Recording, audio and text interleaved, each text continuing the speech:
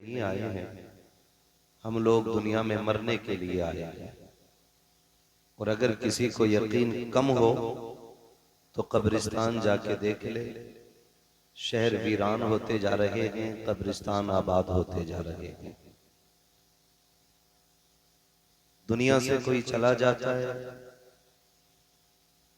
तो दुनिया में कोई फर्क नहीं पड़ता। मकान किसी के जाने से वीरान नहीं हुए। मैं चला जाऊं, कल मेरे बाद वाले आएंगे, वो चले जाएं, कल उनके बाद वाले आएंगे। ऐसे ही कयामत तक ये सिलसिला चलता रहेगा।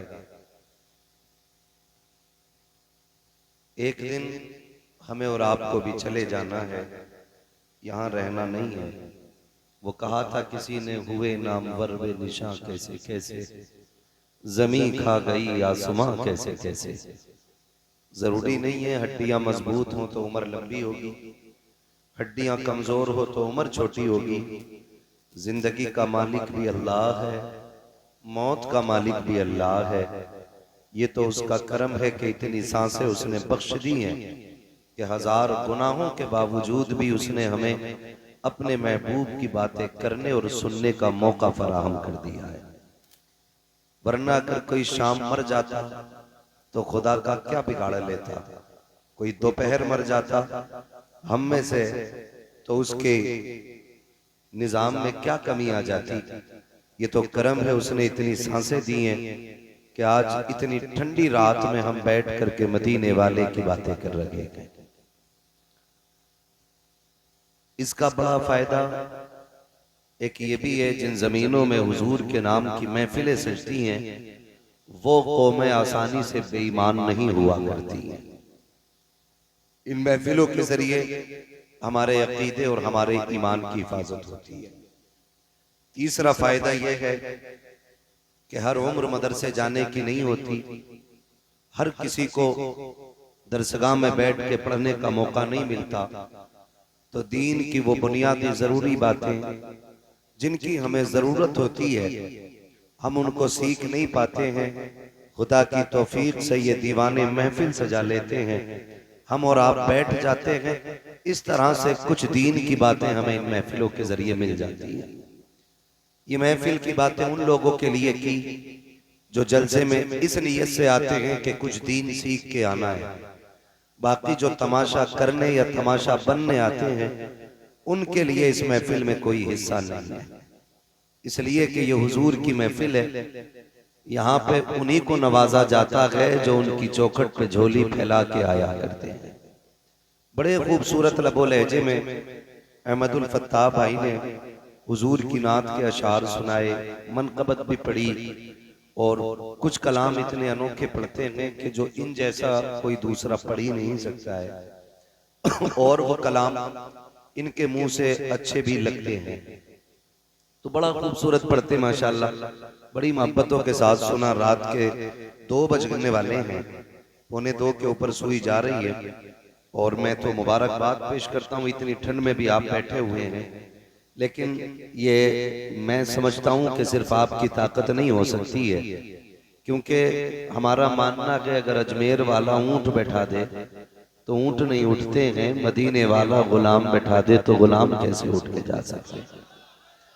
क्योंकि महबूब की महफिल को महबूब सजाते हैं, आते हैं वही जिनको सरकार बुलाते हैं।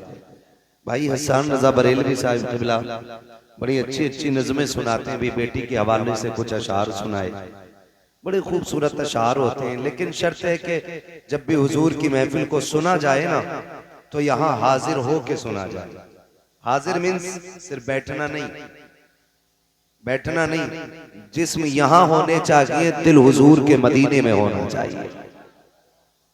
तब यहां बैठने का मजा आता है, तब यहां बैठने का मजा आता है।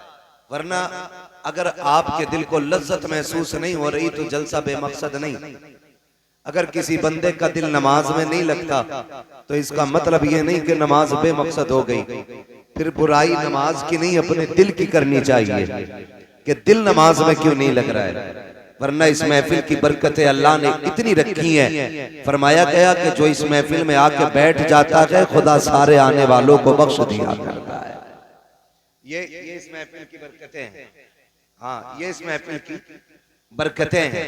और फिर करम है रब का कि उसने हमें हुजूर का उम्मती बना दिया है, हुजूर का उम्मती बना दिया है। मियाँ जिंदगी गुजर गई चौपालों पे चुगलियां करते करते, बैठकें पूरी जिंदगी इसलिए आबाद रही कि हमने पूरी जिंदगी लोगों की बुराइयां की।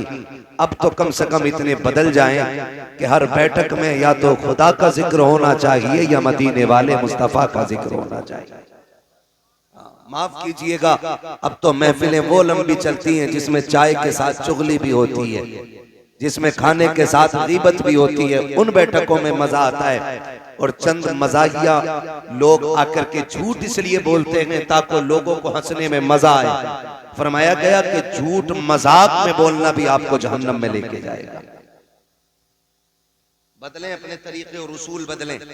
जिंदगी का क्या कि आज कल नहीं होगी, कल नहीं होगी। गुनाह बहुत सारे हमसे हो रहे हैं, ना चाहते हुए भी गुनाह हो जा रहे हैं। अल्लाह से दुआएं मांगो, जो हो गए हैं मालिक उनकी माफी अता कर दे, और बाकी आने वाली जिंदगी में मौला हमें गुनाहों से महफूज फरमाइए। सिर्फ तेरी तौफीक पे हो सकता है। हम बंदे के गुनाह हो जाते हैं मगर तू करीम है, अगर तू करम कर देगा तो सारे गुनाह माफ हो जाएंगे। ये हमें अपने जहनों में बावर कर लेना चाहिए, वरना ये हुजूर का करम है कि हम अभी तक महफूज हैं, अभी तक महफूज हैं। बात अगर मुखिया की होती, प्रधान की होती, ठेकेदार की होती, जमींदार की होती ना, तो कोई वैल्यू नहीं है इन सारे पोस्ट और इन सारी हैसियतों की। हमारा कद, हमारी लंबाई कितनी है, हमारा कद कितना है, हमारा वजूद कितना है। बहुत ज्यादा लंबा बंदा मिलता है 7 फीट का, 7 फीट के भी लोग ढूंढो तब नजर आया करते हैं। और किसी गांव में 7 फीट का बंदा चला जाए ना तो पूरा गांव पीछे पीछे हो जाता, कितना लंबा आदमी है। और जानते हो नस्लें ऐसी भी गुजरी हैं कि जिनकी लंबाई 70-70 फीट हुआ करती थी। ऐसी ऐसी नस्लें गुजरी हैं, लेकिन आज उनके नामों निशान मिट गए, नहीं रह गए हैं। हम भी इसलिए बाकी हैं कि रब ने हमारे बीच में अपने महबूब को पैदा फरमा दिया है, सिर्फ इसलिए है। तो हमें हर हाल में यह एहसान मानना चाहिए कि हम हुजूर के उम्मती हैं, वरना चेहरे बिगाड़ दिए जाते, जमीन धसा दी जाती और कोई बचने बचाने वाला नजर नहीं आता। ये सब तुम्हारा कर्म है आका। के बात अब तक, के बात अब तक बोले, के बात अब तक, के बात अब तक बोल सकते तो बोले, के बात अब तक बनी हुई है। ये सब तुम्हारा कर्म है आका, के बात अब तक बनी हुई है। वो बड़ा अच्छा मिसरा था, किसी ने कहा था, लगाते हैं नारा हम ईमान वाले, मोहम्मद हमारे, मोहम्मद हमारे, जोर से मोहम्मद हमारे। अगर सारे बोल दें तो कुछ देर बात कर लूं, वरना नंबर ऐसे टाइम पे आया कि इस टाइम तो बस 2 ही काम होते हैं, या तो सोने की नीयत होती है या फिर तहज्जुद के लिए उठने की नीयत होती है ना। ये तो वही घड़ी आ गई है, या तो अब तहज्जुद पढ़ने वाले, रत जगह करने वाले सो जाएं, और या फिर जो सो रहे हैं वो उठ जाएं। उस बीच में मुझे लाके रखा गया है ना। लगाते हैं नारा ये ईमान वाले, मोहम्मद हमारे, जोर से मोहम्मद हमारे, मोहम्मद हमारे। ये याद कर लीजिए मिसरा, इंशाअल्लाह जी ये याद हो जाएगा। हसन भाई आज सारे चले गए, खाली हसन भाई बैठे रहे। आज माशाअल्लाह मोहब्बतों का पूरा हक अदा कर। कल भी बैठेंगे माशाअल्लाह। आज पेश की बात कर, बहुत अच्छे आदमी हैं, बड़े खुश मिजाज हैं। आपकी बस्ती के मुख्तदर लोग भी बैठे हुए हैं, और मेरे सामने तो जितने बैठे सारे ही मुख्तदर लोग हैं, इसलिए कि जो हुजूर की महफिल में इतनी रात तक बैठेगा, अरे गैरे का काम नहीं हो सकता है।